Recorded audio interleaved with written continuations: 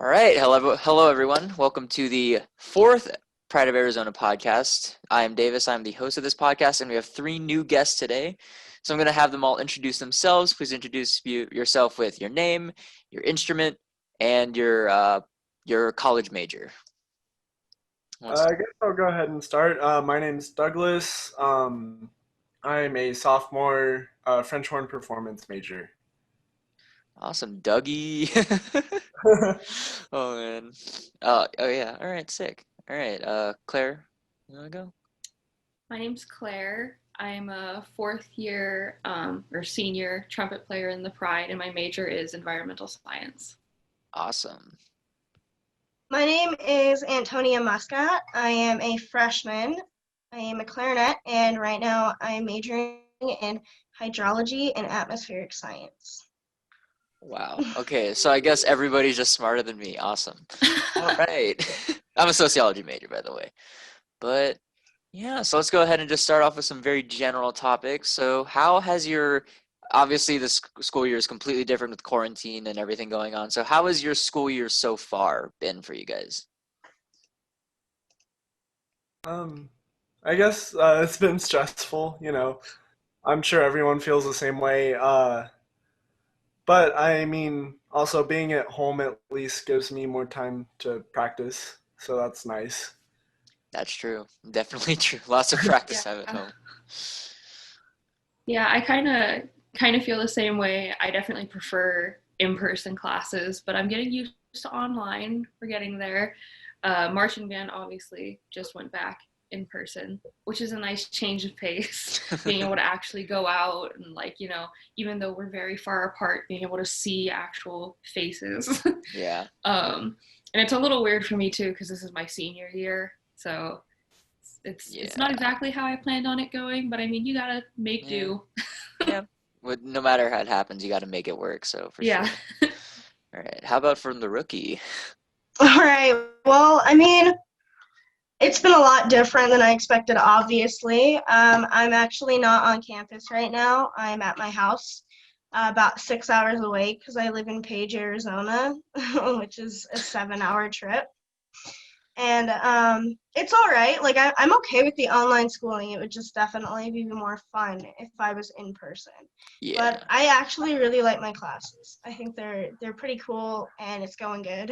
Awesome. Yeah, that was the indicator for me that I had to switch majors. The indicator that I was not in the right major was I hated almost all the classes that I took that were in the major. So at that point I was kind of like, yeah, I'm gonna get out of here. But I'd say that's a pretty good indicator. yeah, if you like hate all of your classes, I think that's a pretty good. Mhm. But yeah, so we'll go and move on here. So obviously even though it's like it feels really busy because online classes are like kind of fill up your brain really quickly, especially now that we're back in person with the Pride. But I do know that there probably has been a little bit of extra free time here and there, depending on your class schedules and if you've decided to like torture yourself with like 20 credits or something. But what have you guys been doing to kind of fill that empty gap? Besides, obviously, I'm sure all of you've been practicing, but anything like beyond just like the standard stuff. Well, I guess I've been working a lot at my job. Yeah, not a whole lot else, but yeah, that's just about it. Yeah. Yeah, I've been working, and then I recently picked up sewing. I decided to try sewing. I've made one pair of shorts, which I can wear them, so that's a success for me. I don't know if they look great, but I can That's wear better than them. I could have done. It's better than I could have done. Yeah. I've been drawing a lot, and I finally had time to finish up my sleeve, which I've been Yeah. trying to do for a very long time. So Awesome. that was cool. Right. So for me, I feel like I've been spending my time I also work, but I don't work as often as I used to because of school. I spend my time by either studying or watching Netflix. I'm not big on trying new things particularly. And then I spent more time with my mom, which is really nice Yeah. because I we're know I've been, closer, yeah. and now I'm a college student, so I realize how much I need her. Yep. Yeah. 100%. But yeah, so I just rewatched like Avatar: The Last Airbender, and I watched the season 4 of The Good Place, and I'm on my phone a lot too. Oh yeah, and I play Among Us like a lot. Yeah. Like a lot. I have so many hours. I Yeah. need a different hobby, but Yep. well. Among Us is definitely one of those games. I know, like, we have a little group of like a few TBS people, and we play almost every night, and it's getting to yeah. like addiction levels. It's not the best, but I mean, it's a lot of fun. And definitely, staying in communication with people is huge. I know for me anyway. I'm from San Diego, so like I call my parents at least once a week because just talking to them and kind of communicating with them. They actually just sent me a care package that just had like a bunch of Asian food. So it had like the instant ramen, but it also had like instant miso soup, and it had like a bunch of gravy and stuff. It was good. Can they But send me Nice. one? I need that. yeah, I mean, it was less instant ramen stuff and more just stuff that I used to make other things. Like they sent me Yeah. loco moco gravy, which is how you make like loco mocos, which is like a Hawaiian food that's really good. Um, but yeah, I've been trying to do more runs just to like try to stay physically fit. And they Flux Indoor Percussion just started doing like some audition camp stuff, and I did the camp last week, and I'm going to the one this weekend, and we'll see how that goes. But yeah, I think especially like hearing live instruments and being able to hear that. I know for the drum line anyway, that was huge because I got to hear like the drums in person. It was like a really cool feeling. And then I heard like you guys at the Winds doing like a warm up chorale that was like super basic, and I was like, yes, oh yeah. 'Cause I know. you don't realize how much you miss band until you don't have it for like basically almost a whole Mhm. year. So yeah, and I also definitely have been. I'm not one to try new things as well. Like I did running, but for the most part, I'll just do things out of convenience. Like the only reason I started cooking more was because I didn't have enough money to just buy food and go out a bunch. So I just started like learning how to cook things, but less of a hobby, more of a survival tool, I guess.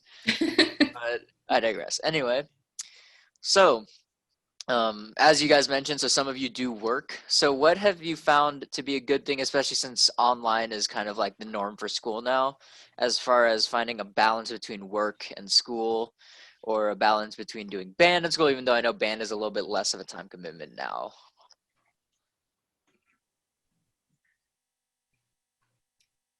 I guess for me, for finding a balance between work and school, it's luckily I have a really, really understanding boss. I work at Subway, eat fresh. But and I have a really, really understanding boss who really just works with my schedule. I can send him my school schedule, and he's like, okay, cool. So can you work Sunday at this time? I don't really have set hours or anything. That's awesome. So that's really nice for me. He understands the fact that I'm a college student and it's kind of difficult. So for me, it's been relatively easy working everything together. And of course, like you said, band isn't as time consuming. I mean, I've been in the Pride for 3 years now. This is my 4th, and the past 3 years have obviously been a lot more. So it's I miss it like crazy, but on the other end of the spectrum, it's almost a little bit of a relief because I'm like, whoa, I have Saturdays now. Saturdays, yes. What is a Saturday? But oh man. Yeah, 100%. Yeah, and like with what Claire said, my boss is also really understanding, and he's also a U of A student as well. So he knows, and so luckily I've been able to do the same thing and just give him my school schedule, and he works around that. So that's nice. Awesome. Yeah, same here. I guess we all have kind of understanding bosses because my boss was really convenient. I've been working at the same restaurant for the past 3 years, and he's helped me like get a schedule together, give me hours, take off hours. And so right now I'm only working about 1 day a week because of school and band, but that's mostly just because online schooling is different. And I actually have time to study now and do what I want, but the hours that portray with the job, I wouldn't particularly be able to work every single day. So I mostly work on Saturdays now. But it's a pretty good balance, to be honest. See, I'm the outlier in this scenario because I don't have a job right now. And I think part of the issue of that is that it's really hard for me to find a job like in San Diego because it's like, hey, I can work for like 3 months during the summer, then I have to come back. And then here it's Yeah. weird because I'm not from Arizona. But I did last year at the during fall semester or spring I worked for indoor drumline group in Saurita, but then of course COVID hit and basically ruined, like at this point, 3 different seasons of different marching arts because WGI just announced that they're not doing anything this year in person, which it sucks, Yeah. but at the same time I understand why they have to do that for safety and all that. But yeah, I've been trying to get a job, so I'll probably try to get. The other issue is I don't have a car in Arizona, so any place I work would have to be like a bike ride away. Which I mean, there's a Safeway right over there, so maybe. But There you go. oh man, all right. Anyway, so obviously, as Pride of Arizona members, we all enjoy music. I would assume, hopefully. So, what kind of music have you guys been No, I hate listening it. to? Kidding. Oh man, what kind of music have you guys been listening to kind of get yourself through it? I know I mentioned I already have been like into lo-fi and that sort of stuff just because it's really easy to study to. But what have you guys been kind of listening to that's new? Not exactly new, but I've been listening to a lot of Elton John. I love Elton John. Panic at the Disco because I got myself all hyped up. Yeah. So I'm still listening to Panic at the Disco. Yeah. I don't know. And besides that, I have a super like varying taste in music. Like I'll listen to anything from, classical to hard rock. Like it's Yeah. But so I can kind of go all over the place. But those are some of the ones that I've been listening to a lot recently. For sure. I personally have just been listening to the Pep Band playlist from last year a lot with some modifications that I made. Like I added all the Panic music and the No Doubt stuff from last year. I'm pretty sure Chris Brown had that exact same answer. I'm pretty sure he said that exact answer. He said that he was Of into course he lo-fi a did. little bit, and then he had that playlist. And that sounds like a lit playlist. Yeah, I know I made a playlist that had like all of the music from the Pride of Arizona shows that were listed on like the Wikipedia. So I made a playlist of that, and it was like so many hours. I gotta find that playlist again. That's but pretty cool. yeah, I listened to that a little bit, but it was just so like scattered because you would hear like Creep and then go into like Red Hot Chili Peppers, and it was just like jumps across the musical spectrum. But it is kind of cool to listen to that sort of stuff. So yeah. Yeah, so I mean, I listen. Okay, so Guilty as Charged. I watch TikTok, and I find a lot of actually great songs on there, to be honest. So I have compiled a playlist of I don't know if you would call them indie, but they're pretty much indie alternate songs, like the genre. And it's just kind of a wide range of music. I like Claire said, I like a wide variety of music. I think the exceptions are probably country and screamo. But I can usually, it just depends on my mood. During school and studying, I like to just listen to pop music a lot. And I hope that doesn't make me a fake band nerd because I don't listen to a lot of band music. But I do have actually a playlist of what most of my high school played during the concerts. So sometimes I'll listen to that if I'm in one of those moods. So yeah, like a high school band vibe type of mood. Yeah. Yeah, that's awesome. My high school played some concert music that was pretty well known, and then we played some that was more like weird. Well, I mean, we got a new band director my junior year, and for the first 2 years, our band director was super into like, it didn't matter how good we were, he's just gonna throw the hardest possible music at us. Oh jeez. So we played Moss Link as a Traveler, and then we also played Rhapsody in Blue my freshman year. So Oh my God, you're so lucky. Yeah, Rhapsody in Blue my sophomore, and I was really upset because I played clarinet, and the person who played the clarinet solo for Rhapsody in Blue couldn't gliss. He was better at everything else on clarinet, but he couldn't gliss, so it ruined the solo. But yeah, I got to play a bunch of that cool stuff, and then So when we got the new band director, they were like, all right, let's go a little more on level, because if you guys have ever heard The Traveler, that is one of the hardest things I have ever seen and probably will ever play in my entire life, clarinet. There's just like really complicated stuff that was like written for strings, but the winds play it instead, and it was just, I mean, I'm not gonna lie, it was so much fun to play, but it was also it never really got there. It's like it wasn't the best, but anyway, besides high school stuff, let's go ahead and move on here. So let's move on to a little bit of Pride of Arizona stuff, because we are all in the Pride of Arizona. So I ask this question every week. So do any of you guys have like a favorite Pride of Arizona moment? Like your first moment either watching a band day show or getting to perform in your first band day, or maybe it's just a random rehearsal during the season, just one moment that was like, I'm here, we're doing this, let's go. So I think my favorite moment was during the Bruno show. Jeffrey Malone with his sax solo. At the time, or like the next semester, he was my student teacher at my high school. So it was just really cool to, see that transition over. oh yeah, that was a great show. It's actually kind of funny because I was actually going to say my freshman year show, which was Bruno Mars. And I was going to say day when we, the woodwinds went up into the stands and all of the brass came up to the very front sideline, and we were all just rocking out, and Jeffrey Malone is up on the podium playing his sax solo.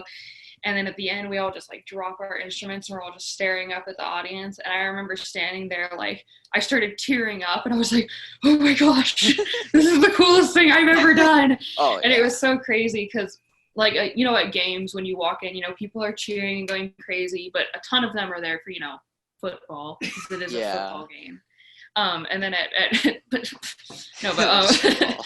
but like at band day, everyone's there for you. Everyone's there for band, for music. And so everyone in the audience, when you have that really awesome moment, it just goes crazy. And it's just a moment I'll never forget. Oh, yeah.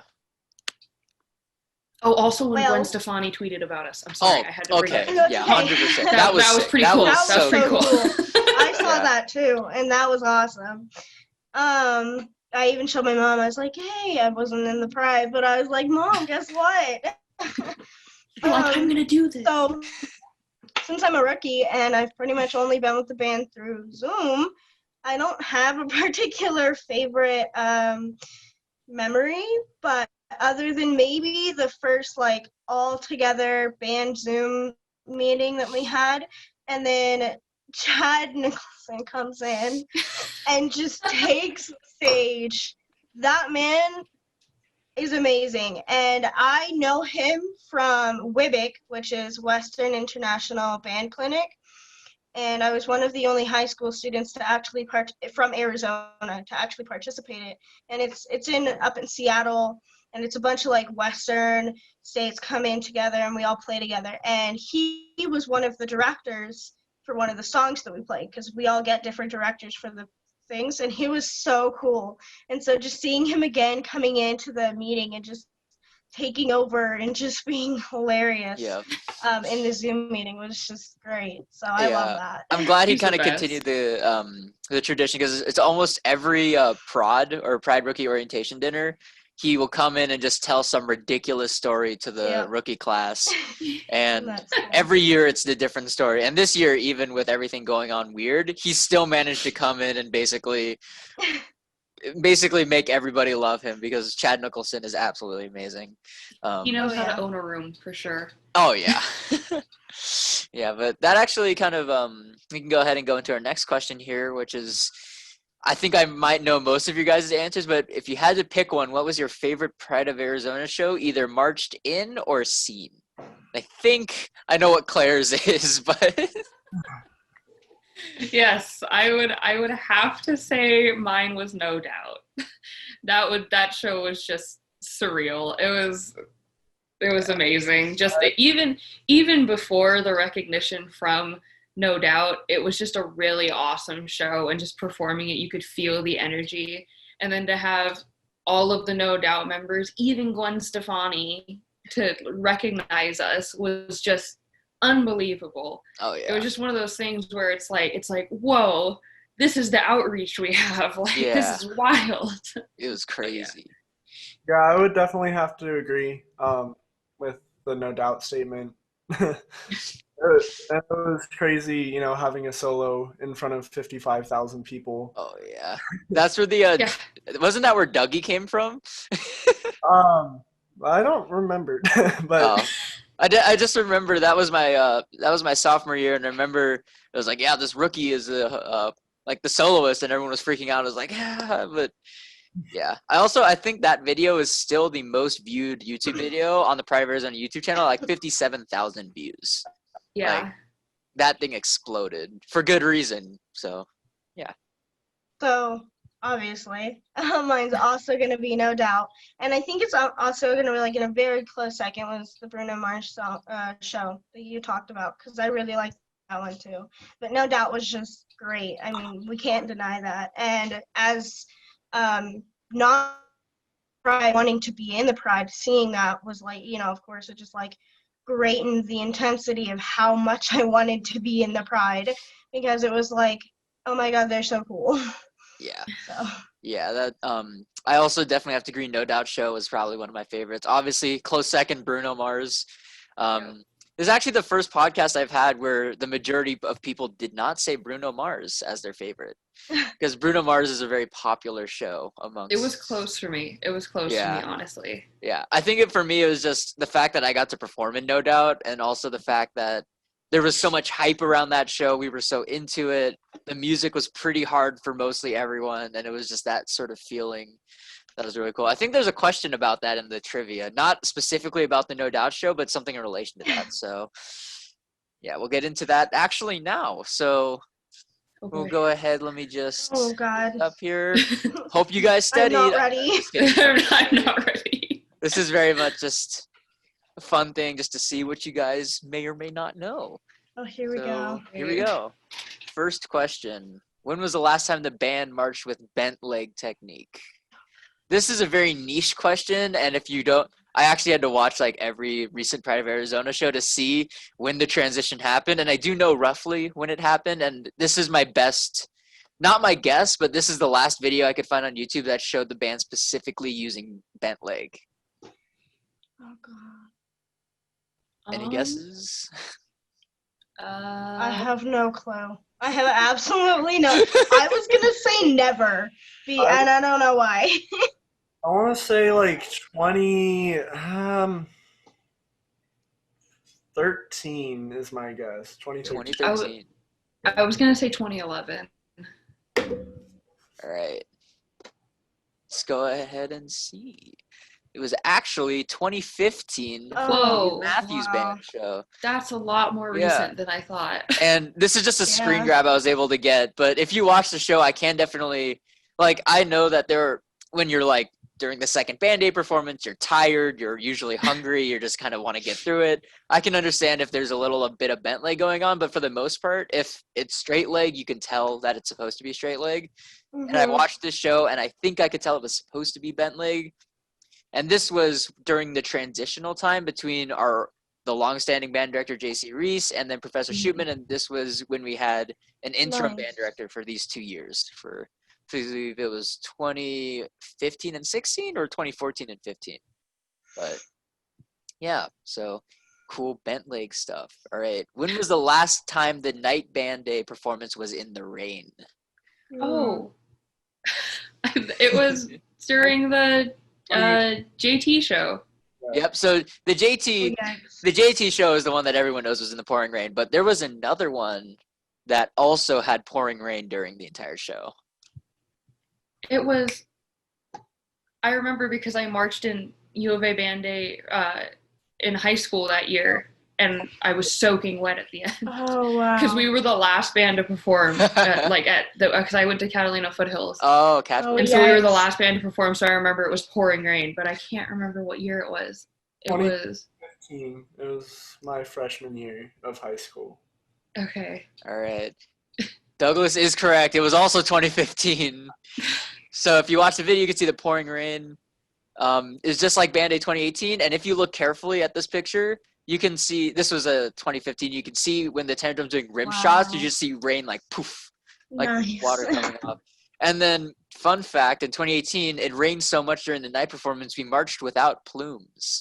And I'm sure most people did notice that. And Yeah. we also did notice that for us general members, we all had our plumes basically ruined for that because we Yep, had them the in dead pockets. chickens. Yep, The dead chickens. And we pulled them out and they were all caked together. It was so much fun. But yeah, that was my rookie year show, and it was a really cool show. So, Nice. all right, moving on here. How many bands competed in Band Day in 2019? This sucks because my high school band never went to U of A Band Day, and Oh. we had the chance to last year, but all, like, half of the band parents were like, it's too far. Oh no. And I was like, no, it's not. Stop it. Yeah, I mean, I'm from San Diego, so I never got to perform at one Yeah, of these. Yeah. I mean, yeah, that makes sense. We had like a thing kind of like that. We're at a random field competition. San Diego State's marching band would do like the 2 performances, and it was kind of cool. And that was like my first time seeing college band in person. I'm like, I want to do it, and then I didn't get into San Diego State, but it's fine. Nice. All right, I want to say 40 is the answer. all right. I was gonna go with 50, because I've been to NAU Band Day. That Band Day's fun too. Yeah. All right. I will say 52. All right. Nice. So Douglas is like 3 for 3. It Wow. was 40. Yep, He's 40. cheating. God. 40 competing bands from divisions 1A to 4A, which is kind of different for me because in California, in the circuit I compete in, SCSBOA, it's 1A through 6A. So it's more divided up. So Pride of Arizona show, we do a performance before both award ceremonies, and it is, we can all probably attest, is one of the longest days of the season by far. Because it's like the first band competes at 8, and then the last band competes like at 9-ish, and then the band Pride of Arizona, we perform at like 2 and like 9:45. So, and if you're involved in anything that's involved in helping set up Band Day, it is a very long day. All right. When did the Pride become the Pride of Arizona? When did we officially start being called the name of the Pride of Arizona?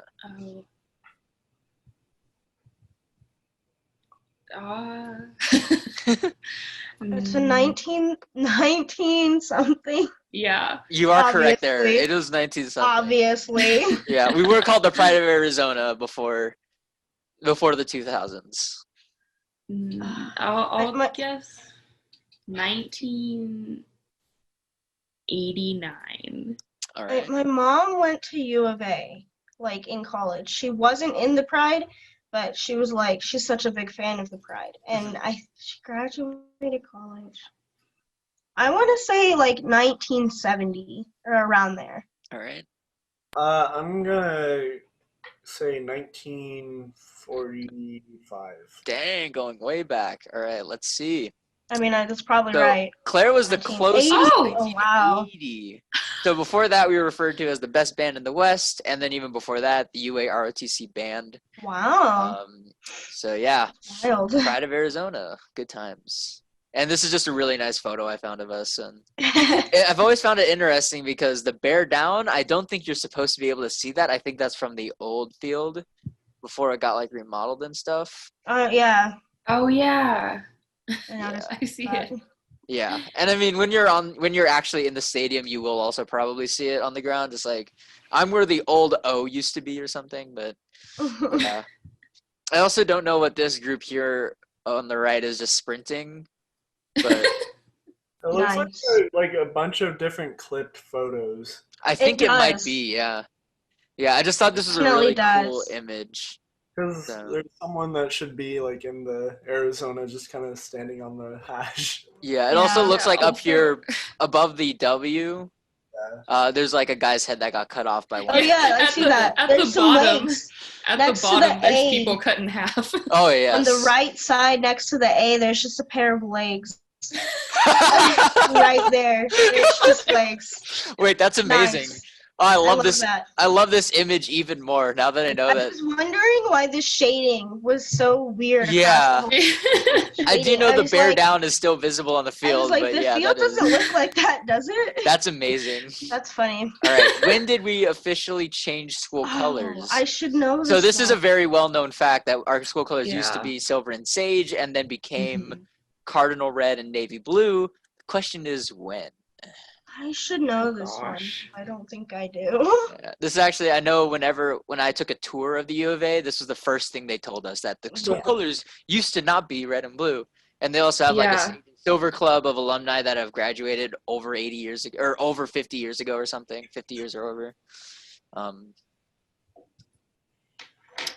I will give you the hint that just because it's called the Sage and Silver Club because they graduated over 50 years ago doesn't mean that it was close to 50 years ago. Okay. That's all I'll say.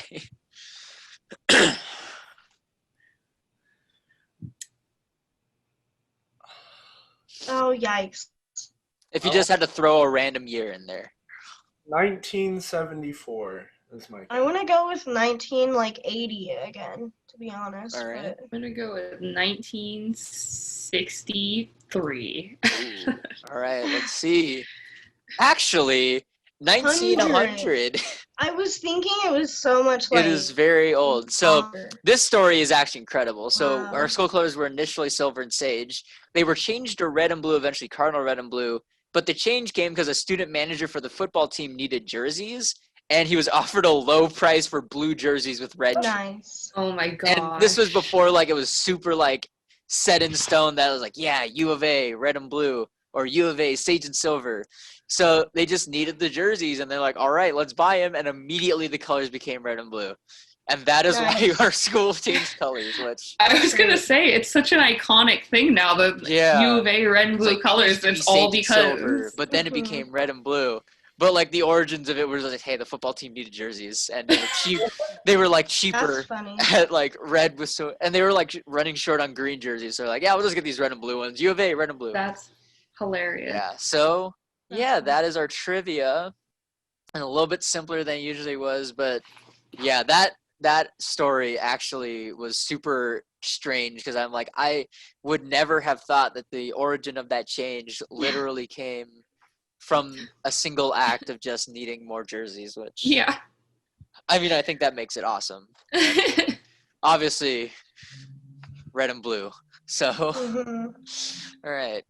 So yeah, thank you for seeing that trivia. It's always fun to kind of learn a little bit of history about the Pride, as well as maybe a little bit of history about the school. I try to throw in some school history stuff here and there. Although the homecoming questions last week really messed up Chris Brown because those were some hard ones. It was like, when did the bonfire like things start with the homecoming? And nobody Wow. got it, but Oh man, and Chris is such a like hardcore U of A Yeah. person. It was probably killing him. He's just like, he was just like, I know. And then I also asked the one, when did a mountain become a mountain?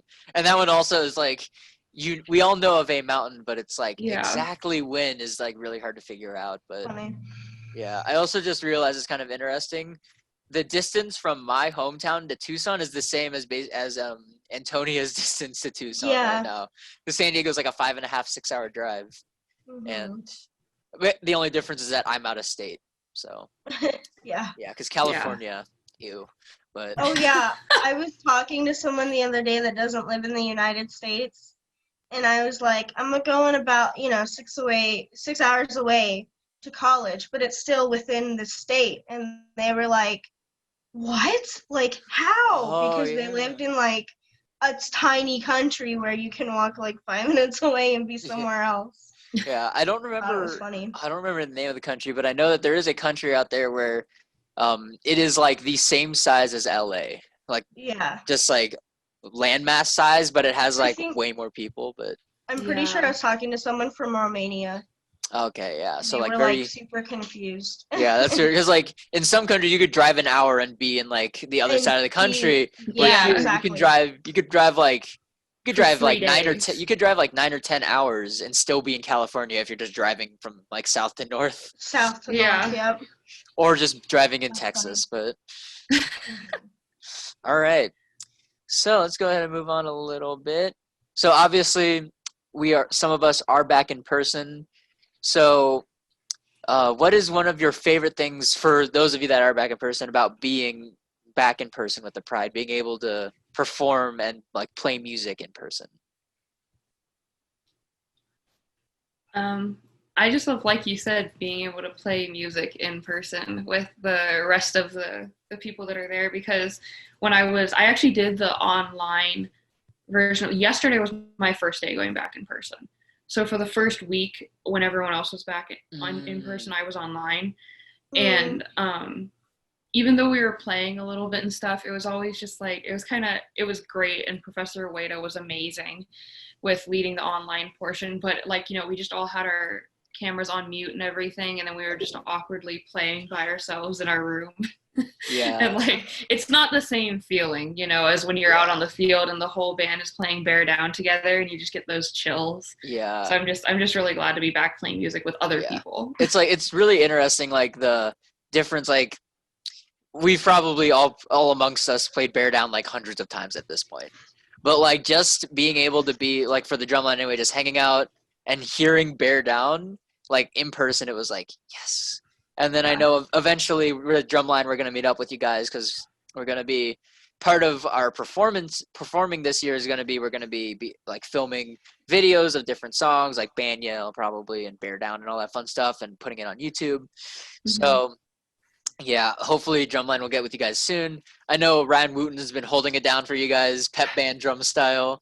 Yes. But every rehearsal, I feel so bad for him because on Bear Down Field, about half of the field is covered in shade and half of the field isn't.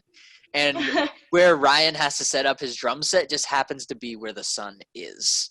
Yeah. And like I'll look over and I'll see the whole Pride in the shade, and then I'll just see Ryan back there with like the full drum set around him, like in the direct sun, which as a cymbal player, direct sun on metal instruments doesn't feel great. So yeah. How has it felt, Douglas? Have you? I haven't gone in person yet, so yeah. I'm excited to when I'm able to, but yeah. Yeah. Obviously, safety definitely first priority. Yes. Making sure that when you do go in, you're like all checked out. University of Arizona, for those of you who, I don't know how you wouldn't know because basically everywhere on campus is telling you this, but COVID testing COVID testing is free on campus for U of A students, whether you're living on campus or living off campus. If you're living on campus, I'm pretty sure you get tested every week. And I have some friends that are living on campus and they're like, oh yeah, like we get a message by our RA, like, okay, testing today. And you have to go to they do it at the union, I think. You have to go to the union and you just do your test really quick and get out. And it's very quick, very easy. If you haven't been tested yet through the university, I highly recommend getting tested because it is very simple, very easy, and it'll give you peace of mind for about a week. Mm-hmm. And considering that it is being offered for free for all U of A students, it kind of hurts me whenever I go and I see nobody there. And I do know like the people living on campus have to get tested, but it's like it's free and it's peace of mind and it's very quick. I wish more people would do it. So highly recommend getting tested. For those of you who aren't in person yet, I hope you guys can join us in person soon. Whenever you feel safest, whenever Antonia figures out how to drive 6 hours Monday, Wednesday, and Friday. Did you have an initial plan for going to U of A before COVID? My plan, so this summer, I was actually planning on going to U of A to the dorms, and then because I'm the distance that I am, I was like, I'm probably just going to wait it out for this first semester because if I get sick, I'm not sure how well I'm going to cope by being 6 hours away from home in a dorm with someone that I don't know because I don't really have any friends that are going to U of A. So when I was applying for dorming, I was get a housing application, a random person for my dormmate. And so I didn't know if I was going to like them and I'm going to be sick and I'm going to be miserable. Yeah. It probably wouldn't have been like that, but just in case. Yeah. And if my mom got sick, I know that I would want to be there for her. I would want to, it's kind of hard because when you're sick, you have to stay away from the person. but I'd rather be close than 6 hours away. Absolutely. So I just decided this semester. And besides, the school is going to have everyone leave after Thanksgiving, and we're almost there. I mean, it's already October. Yeah. So I'm just going to wait until January, but I need just to hang turn in my in. housing application soon. Yeah. I know. So you were planning on living on campus, right? For when you come in person, kind of? Yeah, I'm going to be living in the dorms. I'll speak for someone who's lived in the dorms. Living in the dorms is so much fun. Yes. And it's a really, like, I highly recommend if you are a rookie living on campus. One of the rookies from our first podcast, he was a rookie and he had never been private before, but he's living on campus and he's like from here. And the reason he's living on campus is a bunch of different reasons. His reasoning was he didn't want to risk, because if he got sick going to university, he didn't want to risk his family getting sick. So kind of like the opposite almost. And then he also, like, living on campus is so nice. And in a non-COVID year when everything's normal, being able to wake up for a 9 a.m. at like 8:50 and being able to make it in time is like the best thing. Like sleeping in as much as possible and then being able to finish class, walk maybe less than a mile to your dorm, and then just take like a 2-hour nap before your next class. And I mean, that's why for me, college is great. I love college way more than high school, just because high school, it's like 6 hours. Boom, boom, boom, boom, boom, boom, boom. You only get like lunch as you're relaxing. That's what I love about the whole schedule now, because tomorrow I only have one class at 9 a.m. and then I'm done. And like great. for me, like today I only had one class, and then tomorrow I'll only have like 2 classes, and one of the classes is Pride. And because of everything going on, I'm taking 2 classes that are asynchronous online, which means that they just post lectures every week and I just watch the lectures every week and then do the work. And it's very, like, I could do it on my own timetable. And yeah, it is definitely, college is different this year, but I'm seeing the cost benefit of it. Like, I love being able to almost never leave my apartment, but I also definitely am missing in-person classes, and I know some professors of mine have been talking about going back in person.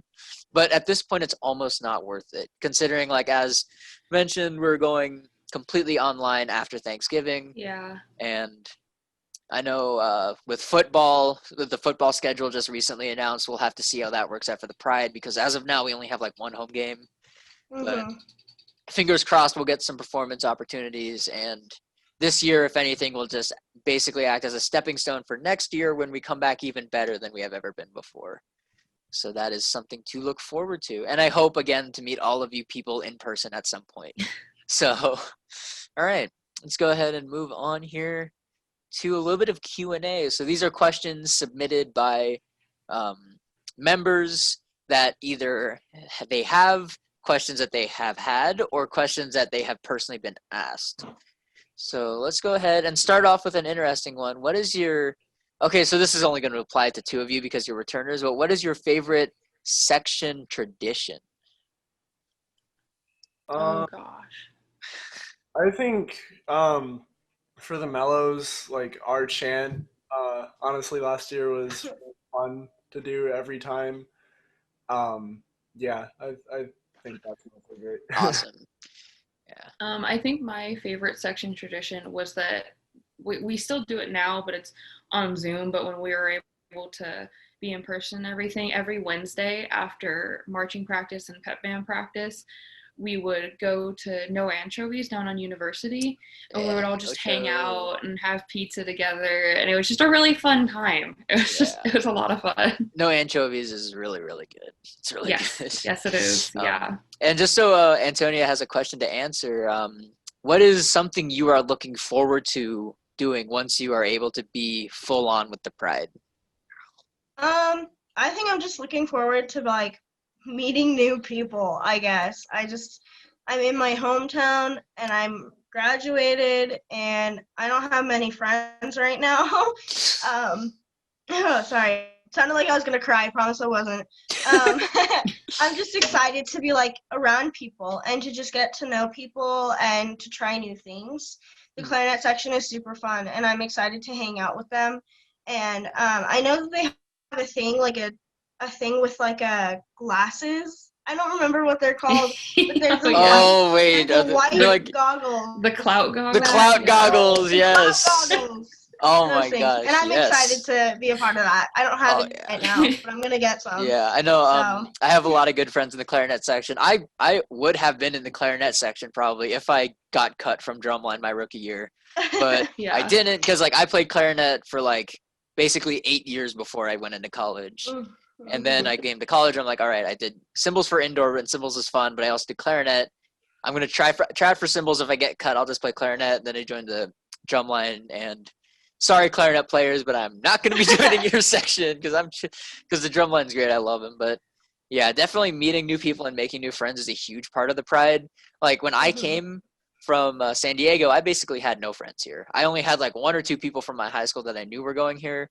So I come here, I do drumline auditions, make some friends there, then do band camp, and then make even more friends. And it's just Professor Schumann always says this: like you join the pride, you immediately have 200 friends, and that will always be the Yeah. case for everyone. And even with this year being a little weird, I hope that for those of you that are online, you are still able to kind of stay involved, and that your section leaders are trying to keep you involved. I know for drumline, my one cymbal player that's currently virtual, we've been trying to keep her in the loop and talking to her and group chats and all that and having a good time. And just, I'm sure, Antonia, you were the one during prod or the pros that mentioned that you were really short, right? yes, Okay. that is it. So the cymbal player that is currently online, Becca, she is also really short. Like, she also has a thing where she hasn't grown in years. And I'm really interested Yep. because she's also online. So when both of you guys come back in person, I want to actually see who's the tallest. Because we We're gonna have a Yeah, measuring I'm contest. down. Like, it's just, And to be honest, I'm pretty sure it's gonna be her. It depends though. Like I'm not even 5 foot, so I'll just leave it at that. I mean, she's also not 5 foot, but I also know that as far as marching cymbals go, for the standard build, standard size, like human, we use 20-inch diameter cymbals. Yeah. I know Becca has to use 18s, yeah. which are really small. So, and like 18s are like actually fit her like body appropriately. So, yeah, we'll have to find out who's the tallest, because whoever's the tallest, we might actually find out the shortest member of the pride at that point. Oh, Nice. but anyway, let's move on here. So why did you choose the instrument you're currently playing? Would you switch if given the option? Well, Okay. go ahead. Sorry. I originally played saxophone, and then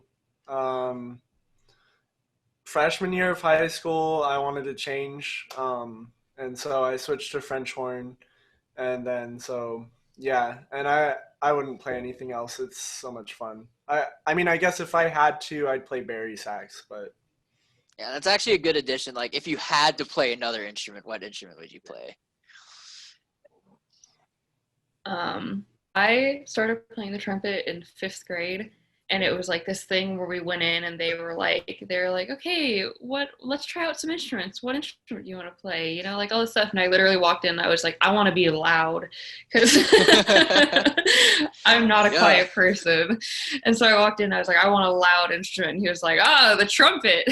Although I've gotten so much grief because my name is Claire. Every time I meet someone, they're like, "Oh, you're in the band? Why didn't you play the clarinet?" And I'm like, Oh "You're my so gosh. original." Yeah, I'm like, But, I was like, I'm sure I haven't heard that like 50, Yeah. 100 different other times. So like, funny. It's crazy. No, but yeah, so I started playing the trumpet, and that's pretty much why. And then I ended up actually just falling in love with the instrument. If I had to play another instrument, it would be the baritone, because I actually played both the trumpet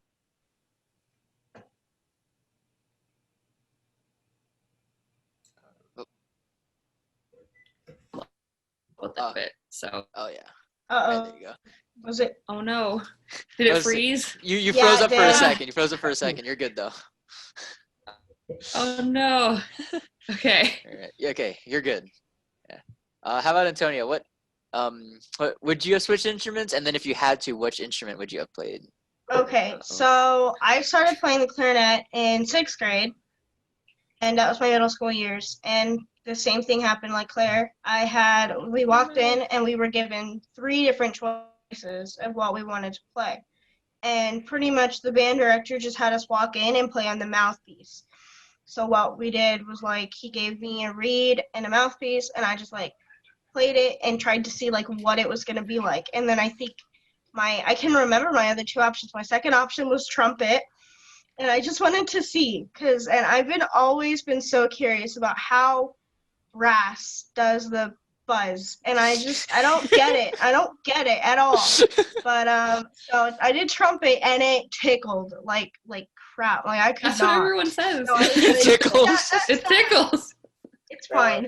And then I did percussion, and he just had me do a drumstick and just beat on a drum pad. So I did that. I did the clarinet mostly because my mom and my grandma both did the clarinet. Like they both played the clarinet.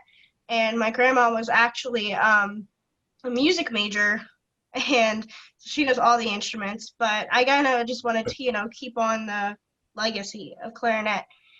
But if I had to switch to another instrument, that's so hard though. Yeah, I don't. They're all so cool, but True.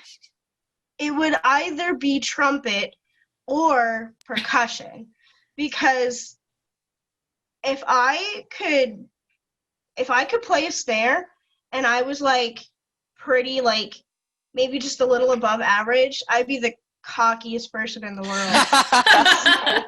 It is so cool to me.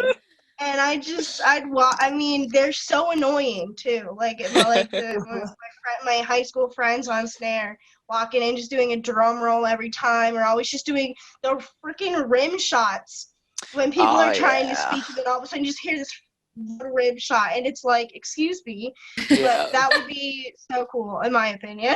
Yeah, that's funny enough. That's usually how we get into some songs. You just hear like 4 rim shots from the center snare for the pride. And I know for percussion, for college drumline anyway, we almost all have some sort of hearing protection. Like I have special like Zildjian earplugs, and then everyone has their own drumline earplugs. Because if you don't wear them, you're going to die. The trumpets really need to have that too, because you guys are right behind us, and I swear I'm a little deaf now. I also know that last year we were right behind the saxophones, like the altos and tenor saxes. So I went to Ace Hardware and bought a mass pack of like the foam earplugs, and at every game I would just ask the saxes direct, because the order it goes bass in the back, then tenor, then snares, and then cymbals. So the cymbals are the front line, and if you have seen how we are in the stands, we're pretty close together.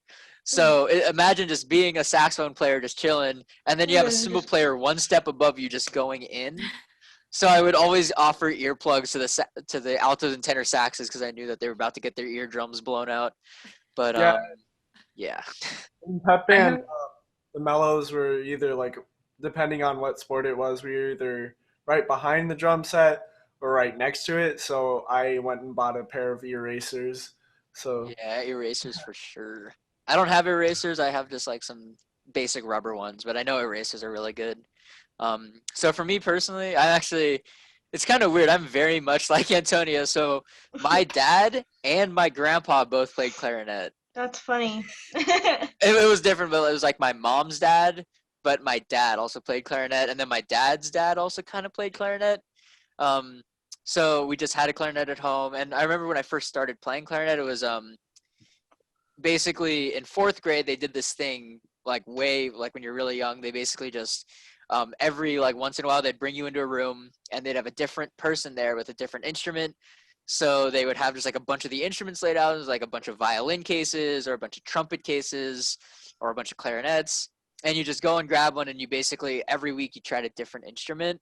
And they would have like all the trumpet mouthpieces laid out, and they'd be like cleaning them after each group, which obviously thinking about that, doing that now during COVID era does not, is super unsanitary. But I was going to say, this is what my high school, or this is what I did in like elementary school. And the reason I stuck with clarinet was because I thought I was so cool, because on the week when we did clarinet, I brought my own clarinet, and I was like, yeah, I'm kind of a big deal. I thought it was like the hot stuff just because I had my own instrument. I sucked at it, and I definitely held it right hand on top, left hand on bottom at least once. God. But, God. Yeah, and I mean, during that, I also tried like flute, and I tried trumpet, and I ended up sticking with clarinet, and I really enjoyed it. And I was also kind of like Claire, where I had a very loud personality, so I'm like, I want to be loud. So I for high school, my senior year, I bought a power barrel for my clarinet and also a Leger plastic reed. Oh And my for those of god. you that don't really know about clarinet stuff, a power barrel is basically a barrel part of the clarinet that only exists to make your instrument louder, not better sounding, louder. And then the Leger plastic reeds. I mean, Leger plastic reeds are one of the better plastic reeds. They're better than like the plastic cover, like the black reeds. But the Leger reeds are kind of clear, and You gotta I get do know that in the Pride, musicality rules overall. So nobody uses power barrels, nobody uses plastic reeds. No. But I do definitely still have like a power barrel and a plastic reed back home, and I just remember that I would use it, and with the power barrel, it was actually shorter than a normal barrel. So every time I put it on, I had to unscrew it, knowing that it was going to be sharp, and then tune it to be even, because it was usually more sharp. But yeah, if I had to play another instrument, I would probably just say any like mid to high brass instrument, because back in high school, I got really into drum corps. I'm still like really interested in all drum corps stuff. And I was really like, I went through a phase in high school, like I am going to do drum corps. So I decided to try to learn baritone, and get my high school's baritone. And of course, because it was my senior year, I had like 3 band periods for some reason. And I would go into a practice room and just like try to play things.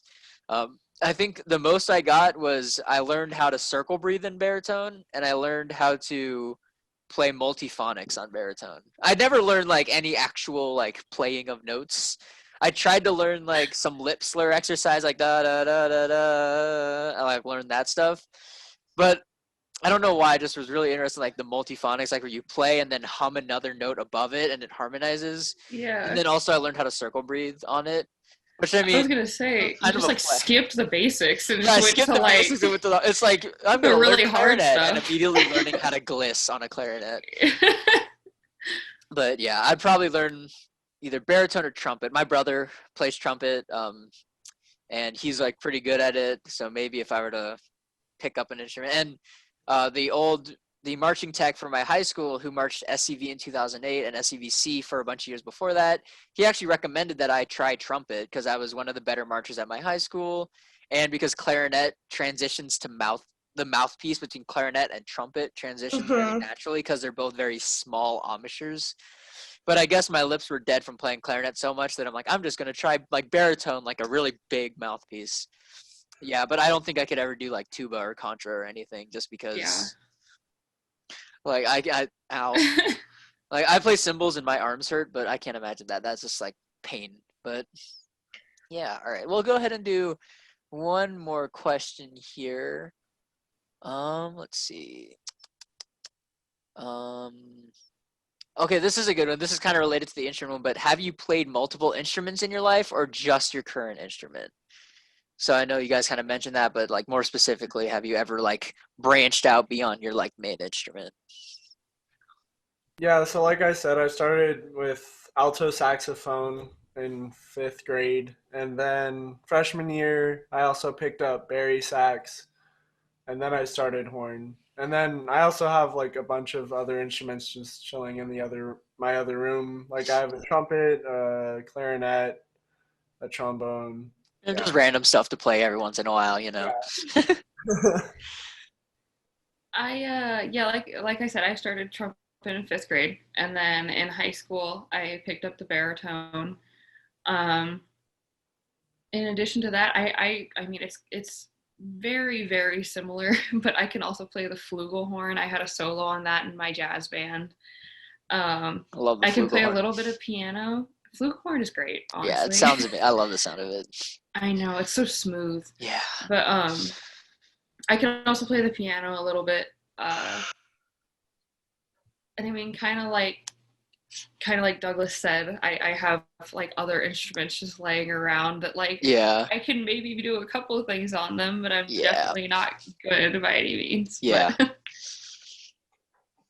I always wish that I had grown up an instrument prodigy where I could just pick up a trumpet and then an alto sax and then go ahead and do a 4 mallet marimba solo or whatever, but I can't and I don't. And so my main instrument is clarinet, and I can play a couple songs on the piano, I really wish I'd learned to play violin, and I've like tried it once, maybe on my friend's violin, and it is difficult. Like that's one of the most harder instruments ever. But I mean, I've played trumpet, like mouthpiece trumpet or sometimes, and I never strayed away from the clarinet. And I think it's different because when you're a brass player, I think some of the instruments kind of relate to each other, fingerings and whatnot. But I mean, woodwind instruments are just so weird. Different. I mean, they're all different. They're all different. I couldn't imagine going from clarinet and also playing the flute or whatever. I think the only other maybe sister instrument, maybe long lost cousin instrument would be the alto sax. And even then, I mean, I'm such a we were talking about the cymbals and the stature for cymbals. Like my tiny body and my size and everything could not hold. I don't even think an alto sax, but my band director in my junior senior year wanted me so bad to play the bari, and I don't know why, but I tried. Oh man. I tried, and let me just tell you, it was not fun because my hands could not even reach the bottom. The bottom of the instrument at all, and sitting with it like this, with it resting on the floor. It had to be angled so much, or else the mouthpiece would be higher than my mouth, and it was clarinet, just sticking with that. Yeah, I do know. I stuck with clarinet. I obviously went through the DCI phase where I tried to learn baritone. I think I tried alto sax a little bit. And I played the one song you should never play on alto sax, and I only played that song once, and I posted it on Instagram, and I'll regret that for the rest of my life. I think I deleted it at this point. If I didn't, I'm going to delete it after this podcast. So, yeah, I sent it to my friend, and he's like, "I hate you. Never play alto sax again." And I'm like, but yeah. So at my house back in San Diego, it's basically just I have a clarinet. I have my marching clarinet that was my dad's old plastic clarinet, and then I have my nice it's not even that expensive of a clarinet because I know clarinets and other musical instruments can go for way more than what mine went, but mine was a $2,000 nice clarinet, which I think is a respectable. And I remember I got it because I don't know why I did it this way, but we went into the music store that I was going to for lessons and decided just to do. My dad had this whole thing set up like a blind taste test, but for instruments. So he had 4 clarinets set up, all with their labels covered up.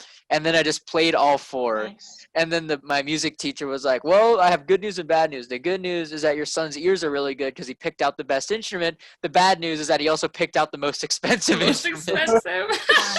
And I was like, sick. And it actually ended up being a Yamaha. I don't remember the exact serial number or the exact model number, but it was actually a Yamaha, which is kind of cool. But I always kind of stuck with clarinet. I really enjoyed clarinet in high school. Whenever I go back home, I still play it every once in a while. And here in Tucson, I miss having an instrument that I could really film stuff with because when I had an iPhone, I was definitely on that Musically. No, not Musically. It wasn't like TikTok or anything. It was the app that lets you put multiple clips of you playing together into one video. Acapella. And I made a lot of videos using that, and I really enjoyed that stuff. I love that. And I don't have a clarinet here now, and I miss being able to film stuff like that. Every once in a while, I'm like, maybe I'll film something like that on cymbals, but it never works out. It never works out. But yeah. It's kind of funny because you were saying about the blind taste test for your clarinet or whatever. That's kind of how I got my trumpet too. my grandmother wanted to get me a nice trumpet for my birthday, and so we went in. She was like, "All right, let's try out a couple," and I did the exact same thing. They were like, "Well, that's the most expensive one," and I was like, "Heck yeah, that's me." Also, speaking of, I know you mentioned, Antonia, a small person playing a large instrument. So I have a lot of friends that kind of tech drumline and stuff, and one of my friends, Christian, he teched at Rincon University, and he said there was a girl there that probably wasn't taller than Becca. She was really short, but they put her on quads, on tenor drums. Oh God, yeah. And like to the point where the harness for it like almost went down to her knees. Like that's how Yep. short she was. But she was Mhm. apparently like really good and toughed it out and held in there, and that's like really impressive to me. But and then of Man. course I know one of the bass drummers last year, Jeremy, he played bass 5, and he's a pretty short guy. He's kind of a smaller guy, and I'm gonna try to get him on one of these podcasts because he has a very cool story of how like all I'm gonna say is that right before drum camp, his rookie year, he had like open heart surgery right before. Oh And then wow. and he has a huge scar on his chest, and the whole drum camp he had like the big scar, and he like toughed it out, and it was a really cool thing. So just because you have a small stature doesn't mean you can't play an instrument. Am I saying if you're really short that you should play bass 6? Maybe not. Maybe not, because our bass 6 is the hugest, most terrible thing to carry ever. And Oh, every yeah. year I like bow down to the people that march bass 6 ever. Like Robert Rodriguez, who marched it for like 6 or 5 years. Like Yikes. Serious credit. Yeah. Serious And credit. it's also it's serious funny. back problems. True. I actually did drumline my sophomore year, I think, and I did drumline for the winter season. I was just trying it out, and I knew how to play the piano. So they were like, "Let's put you on synth." So they did. And well, let's just say my high school is kind of ghetto, and it doesn't have the best setup ever. And so the synth was actually a huge, like, I mean, obviously electric piano on top of this nightmare of a box cart thing. I don't even know how to describe it, but it was wooden, it was big, and it was heavy, and it was on wheels. And I Sick. was the person that had to push it around wherever we went, and the band room was all the way on the other side from the gym where we practiced. I know Of that course, feeling. I mean, of course it had to be, just to make it a little bit more difficult. So I had to wheel that there, and whenever we packed up the truck to go to competitions, oh, it was just so bad. Like, you know, those really cool high schools, every time I see a high school perform with their synth on a really tiny cart that just looks so light, I just wish. I Yeah. don't know what happened there, but Yeah. it was wooden, and it was big, and it was huge, and it was like, it came out to like probably my neck, I think. Yeah. It was terrible. What a lot of high schools, what they'll do for their synth carts is they'll just have their band heads build them. That's at least my experience with it. So it makes sense that not all band heads will be fully versed in how to build a very small, convenient cart. Oh yeah. And I know for some indoor drum lines, like the one I teched for, we had big synth carts because the bottom, like the empty area, was literally where we put like everything, like all of the wires, all Yeah, for us like the too. whole sound system The setup. We had like soundboard, the wires, out. everything was Yeah. underneath. Indoor drumline is fun. That's the end of that story. Yeah, but let's go ahead and move on to a last little thing here. So we'll talk a little bit more about college. So for you guys, obviously we all have completely different majors, which is something really cool about the Pride. We represent basically every major on campus, which is really cool. And we are basically a testament to the fact that you can do band while doing basically any major. Like just ask Maggie, who's our alto sax section leader. She basically had to fight her advisor to let her be in Pride this year because she was like, "Yeah, I'm gonna be in Pride," and they're like, "No," and then she had to go above her advisor and like, "No," all the way up to the dean of her college until they were finally like, "Okay, you can do Gosh. band." So it is possible, and that's basically what I want to say there. But if you guys want to talk about your majors, are you enjoying them? Have you switched majors at all? If you did, why? I know I switched majors and I already told you why because I hated biology. But yeah, how have you guys been like college wise? Well, so being a music major is a little bit, you know, what people expect for band. But like, um, it's a hard major performance. It's very challenging, especially trying to get in all the practice hours. Like we're supposed to practice 3 hours every day as a performance major, and that's really hard to find the time to do that. But yeah. Dang, that's crazy. Yeah, I have friends that are music majors. I can't imagine. This is just so much work. Um, So like I said, I'm an environmental science major. I absolutely love my major. I've always been very into the environment and very into everything nature, pretty much. um, I really loved all of my classes. I don't know, there's not a whole lot negative I can say about the major. I've met some really great people doing it. I've also gotten, it's a little bit of a branch off from environmental science, gotten very into herpetology, which is the study of reptiles and amphibians. And since doing this major and just getting more into nature, I have like 10 pet snakes now, and I love them all to death. Oh man. But yeah, don't buy 10 pet snakes. It's not, don't do that. But How many dead mice do you need to feed them a week? It's the worst part too, because whenever I tell people I have pet snakes, they're like, oh my gosh, do you have to feed them like live rats, live mice? I'm like, never. I go to a store and I get them pre-frozen, because I rats too. Yeah. And I'm like, whenever I'm feeding my snakes, I'm like, cover your eyes, look away. This isn't. But yeah, I love my major. I love the College of Agriculture and Life Sciences, and I can't wait to graduate next semester and Awesome. do something with that degree. Awesome. Yeah. So how about Antonia? How's your major been going? I mean, it's been all right. So when I first started college, I was actually in the communications major, and then I decided that it wasn't for me, and I was like, I don't have any clue as what I want to do, because I'm still very undecided about what I want to do with my life. But I've always been into the weather, and forecasting has always been really cool to me, and that's gone to atmospheric science, because I'm hoping to learn more about forecasting and meteorology.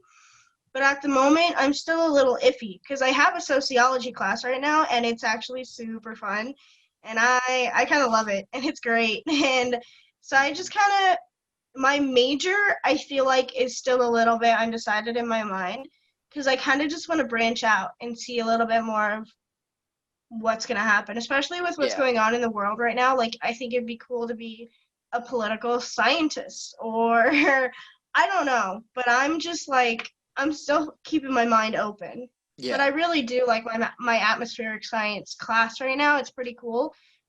It's a little boring, but I mean, it's a lecture, so yeah. Lectures be like that. Yeah. I know. So as a sociology major, I could say sociology is awesome. This is only my second semester as a sociology major, but I just have to say, I really enjoy it. The only reason I went into my major of biology when I started college was because both my parents did, and I'm like, okay, they did it, I can do it too. And then I took my first major priority class, which was Introduction to Molecular and Cellular Biology, and I bombed it. I bombed it really bad.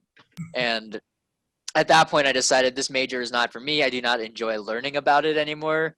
I thought I enjoyed high school science, but that's high school science, not college science. Mm-hmm. Yeah. So then I kind of did a full reconsider, and I had already kind of known about sociology. And then my mom actually told me a story about how when she was in college, they all joked about the sociology kids, about how it was the easiest major to graduate from and the easiest major to get.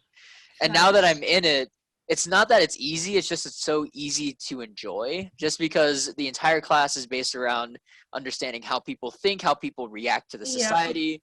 Yeah. And it's just something that's really enjoyable to me, and is also really relevant in our modern, with everything going on. Because I'm reading for one class, I'm reading a bunch of different books, and I have a book that's about basically society and gender. I have a book that's about race and gender in sports, and I have a bunch of stuff that I'm learning about now that's really relevant to what's going on. And yeah, sociology definitely really enjoyable. I know sociology major does require a minor. I think I'm probably going to declare music minor. We'll see. Just because I've heard from a lot of people, if you're in the Pride, you take so many band-related classes, you might as well just say music major, and then you take one class and you're done. But yeah, I know that sociology is really great. And also, just a tip for you, Antonia, don't be afraid to change your major if you feel because it took me a whole year and a half to realize that my major wasn't for me. And that was probably just because the path for biology had me taking biology classes at that time. But Yeah. if you start taking classes that are in the major and you realize, wow, I kind of hate this, definitely don't be afraid. Talk to your advisors, talk to your professors. A lot of the time, professors in college are way more honest with you than high school professors or high Yeah. school Oh teachers. yeah. Because in high school, they're like, oh, you can pass it and all that. But in college, they're like, hey, look, you're not going to be able to do this. Switch majors while you can. And yeah, definitely don't be afraid to that's kind of moving into the next question. If you have any tips for college and life and all that. In college, no, don't be afraid to advocate for yourself, because basically talking to your advisor, talking to your professor and being like, hey, I think this is wrong, or I think this, and kind of like making sure to share with them is definitely helpful for college and life in general, making sure you know how to talk to people and how to write one of those polite emails that starts with, hello, professor, I hope you're doing well. Yep. Instead of saying, hey, you graded this wrong. Like that's yeah, I've heard horror stories of professors, and professors have like roasted their students by showing emails that they have gotten that are just terrible and not the way you're supposed to talk to a professor. But yeah, and then I'll give my last couple tips for life right now. Make sure you have like a sleep schedule. Make sure you're eating healthy. Make sure you're trying to stay active as much as you can. Just going on a run, doing an exercise, trying to do something every day to force yourself to go outside is definitely a big bonus. Also, working out in your mask, because with everything going on, masks are kind of the mandatory thing these days. And if you get used to working out wearing a mask, then if you guys eventually come back in person, then it'll be that much easier. So Yeah. that's my tips. I also say like tips at the end of every podcast, but yeah. You guys have anything as far as like tips for college students, tips for how to be healthy, and tips for life and everything these days? I have one tip. It's just put yourself out there. Don't try not to stay in a tiny little shell. Otherwise, you're just gonna be shy the whole time, and it's really hard to get out of that bubble when you're in it for a really long time. Mm-hmm. I guess one thing that I could say is that like in the world today, there's a lot going on. Obviously it's kind of stressful with everything in the world, and especially if you're going into college, it's a lot of changes, and there can be stress and stuff. Never be afraid to reach out to someone, or to just like to family or to friends, or just to like a counselor or something. Never be afraid to reach out and just be like, hey, I'm having a hard time right now, because there's always going to be people that want to help you get through those hard times and want to help you get better and stuff. And I mean, especially if you're in the Pride, you have, almost 200 people that love you and care about you. Like, we want you to be okay. So never be afraid to reach out and ask for help. For sure. Oh yeah, and so like on my previous point, putting yourself out there. Like when I auditioned for the solo last year, I had no clue that I was gonna get it. And when they announced it, I was like, what? I was just shocked. So yeah, don't ever be afraid to put yourself out there, because good things can come out of it. Oh yeah. Yes, for sure. I feel like one of my tips would mostly just be stay connected within, especially right now with everything that's going on. Like Claire said, reach out to people if you need help. And my point is kind of like vice versa. Stay connected with people and make sure you're asking others, your friends, your family, if they're okay. Yes. Make sure you know what's going on with your life, with their life. If they need help, be there for them. Stay connected with people, because it's so easy to single yourself out right now and to be lonely. It's so easy, especially, I mean, like if you're online and you're living in an apartment by yourself, or like me, I'm here at home. It's so easy to be lonely all the time. And I just think being connected right now is a really big thing, whether or not it's just calling someone, playing video games on a Discord server, Snapchatting friends, anything like that. I mean, I'm careful about it, but I still hang out with some of my friends sometimes just to make sure that we're doing okay. Yeah. So. Definitely Yeah. staying in communication is one of the most important things we can do when we're all isolated. We're not able to like hang out how we would normally be able to. Making sure to check in on people, and like that's what I have loved about being in person this past couple weeks, just because like even though we're not like full on like hang out like, hey, let's go get food after or anything like that, you're still able to kind of hang out and be like, hey, how you doing, man? How like you've been doing okay? And I Yeah. mean it like I'm sure Claire can attest to this. It like when you guys are out in the field, it probably feels like a normal rehearsal in the sense that during breaks they just play music and just kind of hang out and kind of silly and just have a good time. And yeah, communication, Yeah. making sure your loved ones are safe and healthy, making sure that you're safe and healthy, definitely one of the most important things we can do now. So if no one has anything else, we can go ahead and close up this podcast here. I want to thank all three of you for joining me today, and I encourage you all to look forward to next week's podcast, as we will be having the drum majors, all 4 drum majors of the Pride of Arizona, on that next podcast. So it'll be really fun. But yeah, thank you for tuning in, guys. Bear down, go Cats. See you next Thank week. you. Bear down.